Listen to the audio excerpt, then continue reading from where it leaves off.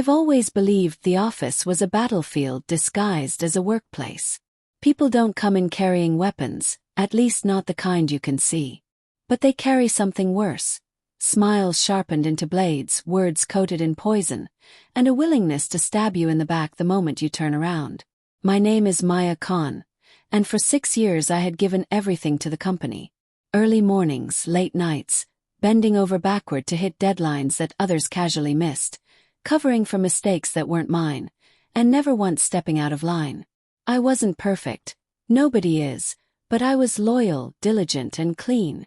Or at least I thought that was enough. It all started with Daniel. He wasn't my boss, but he liked to behave as though he was.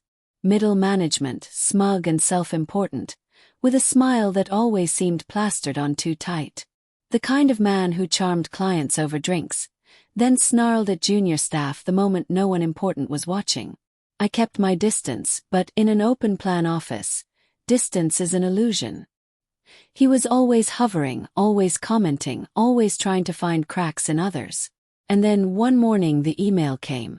Subject: meeting request, HR. My heart skipped. HR emails were rare, and never casual. I opened it with stiff fingers. Dear Maya, we'd like to meet with you today at 2 p.m. regarding a matter that has been brought to our attention. Please come prepared to discuss. No details. No explanation. Just a summons.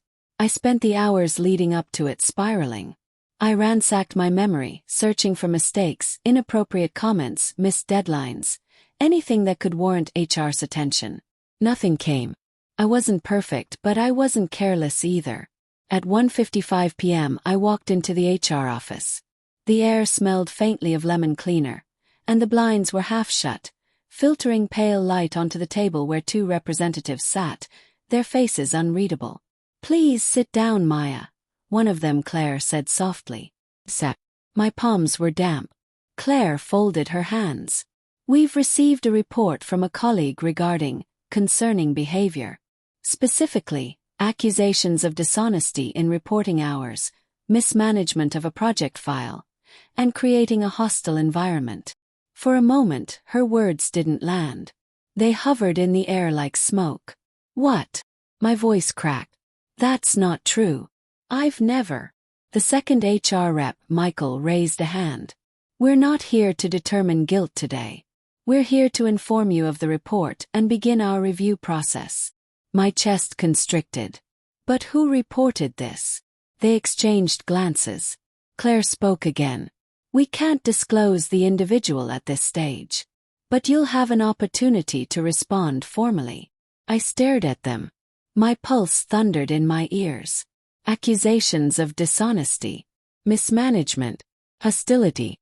Words that had nothing to do with me, words that could bury a career if they stuck. I left that room trembling, my mind buzzing like static. And that's when I saw him, Daniel, leaning casually against the water cooler, talking to another colleague. His eyes slid to me, and in that split-second glance I saw it. The smug curve of his lips. The satisfaction glinting in his gaze. It was him. I didn't need confirmation. Just knew. The days after that meeting were a blur of paranoia and humiliation. HR instructed me not to discuss the matter with colleagues, but whispers have a way of spreading without sound. People gave me looks. Pitying, curious, suspicious. My inbox filled with cautious, overly formal replies. Conversations stopped when I walked into rooms.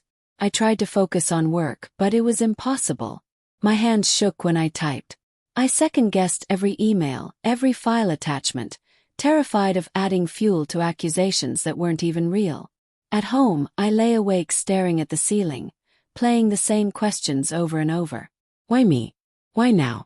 What does he gain from this? But the answer was simple. Daniel wanted me gone. Maybe I threatened his position. Maybe I had refused to flatter him like others did.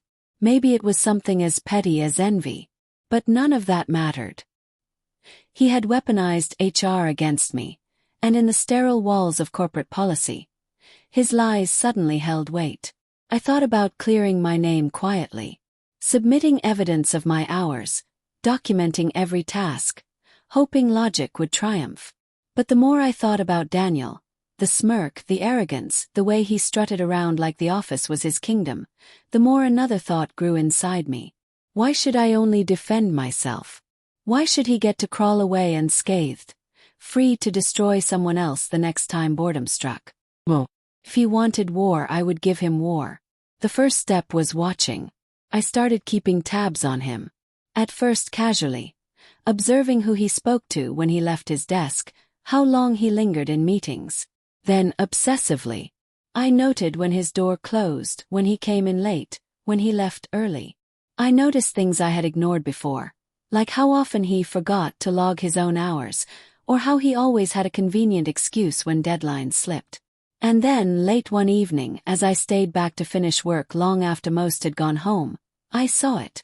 Daniel, in his glass-walled office, with a USB drive in hand, copying files from his laptop onto it. He glanced around, shoulders tense, before slipping it into his briefcase. Something about the secrecy made my stomach knot. Company files weren't supposed to leave the building without clearance. Sensitive information wasn't meant to be on personal devices. I didn't have proof yet, but I had suspicion. And suspicion, once born, grows like fire. The HR review dragged on for weeks.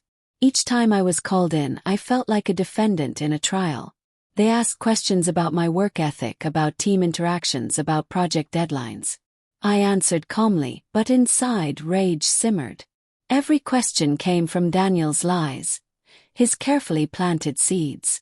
One evening, after a particularly grueling HR meeting, I caught him alone in the parking lot. "Enjoying yourself?" asked my voice low. He turned, feigning innocence. "What are you talking about, Maya? You know exactly what I'm talking about. The lies. The report." His smile widened, infuriatingly smug. "Careful. Accusations like that could get you in even more trouble." My nails dug into my palms. "You won't get away with this." He stepped closer, lowering his voice. "You think anyone's going to believe you? Char's already on my side. You should be more worried about saving your job than throwing wild theories around." And with that, he walked away, whistling under his breath. I stood there shaking, fury coursing through me. That was the moment the decision crystallized. I wouldn't just survive this. I would burn him down. The nights became my hunting ground. While others rested, I researched. I dug into company policies, compliance reports, and past scandals. I read up on fraud cases, whistleblower protections, anything that might arm me. And slowly, I began to see cracks in Daniel's facade. There were discrepancies in project budgets he'd handled. Small, easily overlooked sums that didn't quite add up. Vendor invoices signed off without proper documentation. Expense reports bloated with dinners and client meetings that no one else seemed to recall. The more I looked, the more patterns emerged. Daniel wasn't just a liar. He was a thief. Still, suspicion wasn't enough. I needed evidence. Solid, undeniable proof. The kind that HR couldn't ignore. The kind that would make his false report crumble under its own hypocrisy. So I began to plan. I started keeping my own records. Screenshots, copies of files, timestamp notes. I became meticulous, turning paranoia into precision. Every time I saw him pocket a USB drive, I logged it. Every odd invoice I found, I saved. Every expense report with questionable details, I archived. It was dangerous. If he caught on, he could twist it against me. But the risk only fueled me further. Because beneath the fear, something else had taken root. Excitement. The thrill of the hunt. The anticipation of revenge. And deep inside, a whisper grew louder each night. "One day soon, Daniel. One day soon, I'll make sure the lies you told about me become the truth about you." The deeper I dug, the darker Daniel's world became. By day, he kept his polished charm, smiling in meetings, pretending to be the model employee. But at night, when I pored over documents, receipts, and expense reports, his mask cracked wide open. He wasn't just bending rules, he was breaking them. One expense report in particular stood out. A supposed client dinner at a 5-star restaurant. The problem? The client listed had moved overseas 6 months before. Another, a business trip to Dubai, signed off by himself, with receipts for luxury shopping. Piece by piece a picture formed. Daniel was siphoning money, hiding it under the noise of corporate bureaucracy. But suspicion wasn't enough. I needed evidence strong enough to blow his carefully built walls apart. I got my first real break by accident. It was late again, and I was about to pack up when I saw Daniel in the copy room. He didn't notice me. He was scanning documents, but instead of sending them to his company email, he slid them into a private Gmail draft. My stomach tightened. That wasn't just shady, it was illegal. I held my phone at my side, pretending to scroll. With one quick movement, I angled the camera and snapped a photo. The glow of his laptop screen, the private email address, the files attached. It wasn't much, but it was a start. When he left, I walked into the copy room and checked the machine history. He had scanned vendor invoices, ones already approved and signed off. Duplicate copies. Why? Because duplicates made it easier to fake versions later. The more I uncovered, the more paranoid I became. I started locking my desk drawers, encrypting my own work, carrying a small notebook in my bag with time-stamped notes of everything I saw. But paranoia has a price. Every time Daniel passed my desk, my heart jumped. Every time HR called me in for another update, I wondered if he had already caught on, if he was 2 steps ahead. One night, as I was leaving the parking lot, I caught sight of his car. He was inside on the phone, his face lit by the dashboard. I slowed my pace, listening. Don't worry, they'll never notice. By the time anyone checks, the numbers will be buried. Froze. He didn't see me, but the words seared into my brain. They'll never notice. Except I did. That weekend I made my move. I bought a cheap second phone, one I could use without leaving a trace on company systems. If Daniel could be secretive, so could I. I set traps, subtle ones. I left small errors in shared folders, things only he would notice if he was snooping. And he fell for them. Twice I saw files adjusted without explanation. Each time I logged it. Then came the jackpot. An internal project fund Daniel controlled had a miscellaneous expenses category. It looked harmless until I traced the vendor. The company didn't exist. It was a shell, a fake entity he'd been funneling money into.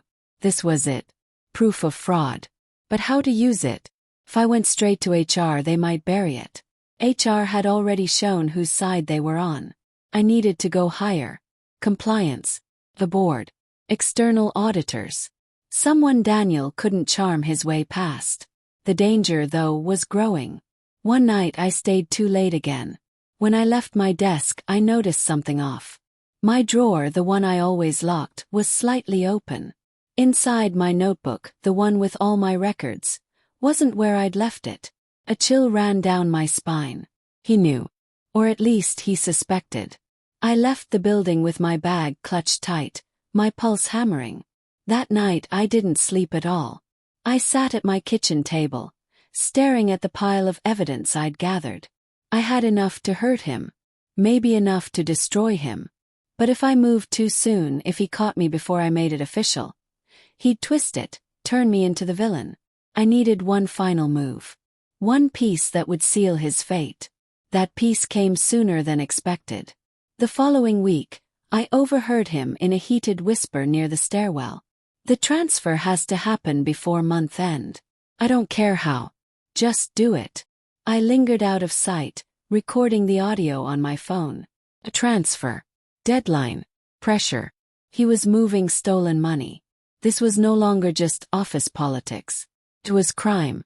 And suddenly, the fear inside me hardened into resolve. I wasn't just going to defend myself. I was going to take him down, and I was going to enjoy every second of watching his empire crumble. The boardroom felt less like a meeting room and more like a tribunal. A long polished table stretched between us, reflecting the tense faces of the ethics panel. Behind me, a handful of senior staff sat as silent observers. Even the air was heavy, like the walls themselves were listening. I sat with the folder of evidence on my lap, every page representing weeks of sleepless nights. I could feel Daniel's gaze burning into me from across the table. He wore a dark suit, perfectly pressed, his tie a little too tight, his smile stretched too wide. He looked like a man trying desperately to cling to his throne. The chairwoman cleared her throat. This hearing is convened to investigate allegations of financial misconduct within Zentech Solutions. Mr. Daniel Riaz, Senior Project Manager, has been named in connection with these irregularities. We will hear evidence, beginning with Ms. Aisha Khan. My pulse hammered in my ears. For months I had dreamed of this moment, but now that it was here, the weight of it nearly crushed me. I rose slowly, opened the folder and began. Evidence. I spoke clearly, walking them through the forged invoices, the duplicate scans, the shell company hidden under layers of paperwork. My voice only trembled once, when I mentioned the false HR complaint Daniel had made against me. I paused, steadied myself, then continued. Each piece of evidence clicked into place like parts of a puzzle. I laid down copies of emails, printed spreadsheets, and USB transfer logs. The forensic trail was undeniable. From the corner of my eye, I saw Daniel leaning back, arms crossed, that smirk plastered on his face. But his eyes twitched when the audio file played. It was his voice, clear and sharp. The transfer has to happen before month end. I don't care how. Just do it. We can bury the paperwork later. A ripple of whispers spread through the observers. The chairwoman raised her hand. Silence fell again. Daniel's defense. Daniel shot to his feet. This is absurd. She's twisting routine conversations into a conspiracy. Do you really think I'd risk my entire career on petty fraud? Look at her. She has a vendetta against me ever since HR investigated her. He jabbed a finger in my direction. She's obsessed. She's been plotting this for months. I met his glare head-on. If I'm obsessed, it's with the truth. The panel murmured again. Daniel scrambled. He spun stories claiming the shell company was a subcontractor, that the invoices were clerical errors, that the USB must have been planted. His voice rose higher with each excuse, desperation bleeding into his polished act. Finally, he slammed his palm on the table. She forged this. She's framing me because I reported her. The room held its breath. The forensics blow. That was when Hina, the auditor, calmly stood. She slid a new document across the table. Our digital forensics team traced the IP addresses used to alter the invoices. They all lead back to Mr. Riaz's workstation, logged in under his credentials. Security footage confirms he accessed the server at the exact timestamps. She paused, then added almost gently. There is no evidence of tampering by Ms. Khan. Daniel's face blanched. His mouth opened, then shut again. For the first time he looked cornered. The verdict. The board deliberated briefly in low voices. My hands shook under the table. Finally, the chairwoman looked up. The evidence is clear. Mr. Daniel Riaz is found responsible for serious financial misconduct. Effective immediately, you are suspended without pay, pending referral to law enforcement. A collective gasp rippled through the room. Daniel surged to his feet. This is a setup. You can't do this to me. I built this company's revenue. I carried teams who couldn't keep up. 2 security officers stepped in. The metallic snap of handcuffs echoed like a gavel.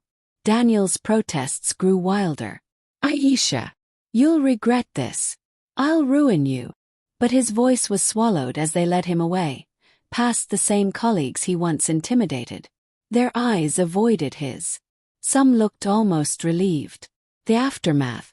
When the door closed behind him, I sat frozen. Months of tension uncoiled inside me, leaving only exhaustion. The chairwoman turned to me. Ms. Khan, your perseverance prevented far greater losses to this company. We regret that HR mishandled earlier reports against you. Consider this an official apology. I nodded numbly. It wasn't enough to erase the scars, but it was something. Colleagues who once whispered behind my back now approached awkwardly in the days that followed. Some muttered apologies. Others pretended nothing had happened. HR held training sessions on bias and procedure. The CEO sent me a letter, thanking me for upholding integrity. Felt hollow but symbolic. Daniel's arrest made the papers. Senior manager charged in corporate fraud scandal. He pled guilty months later, sentenced to prison and restitution. His career, his reputation, everything he built gone. Reflection. Yet victory was bittersweet. Yes, I had exposed him. Yes, I had reclaimed my dignity. But I also saw how fragile truth could be. How easily lies nearly destroyed me. I resigned shortly after. The company wanted me to stay, but I needed to breathe somewhere untainted by the shadows of Daniel's betrayal. In my new office at a smaller firm, the air felt lighter. People greeted me without suspicion. One day, a junior colleague came to me, holding an email with trembling hands. "I think someone's making things up about me," he whispered. I saw myself in him, terrified, cornered, doubting everything. I placed a hand on his shoulder. "Don't panic. Document everything. Find allies. And don't let fear decide your moves." He nodded, steadier now. Closing. Later, as I stood by the window, sunlight painting the sky gold, I thought of Daniel. He had tried to bury me with lies. Instead, he buried himself with his own greed. I felt no triumph anymore, only quiet certainty. That truth, though fragile, can cut deeper than any weapon when wielded with patience and resolve. I smiled faintly. I had fought, I had endured, and I had won. Not just against him, but against the silence that so often swallows victims whole. And for the first time in a long time I felt free.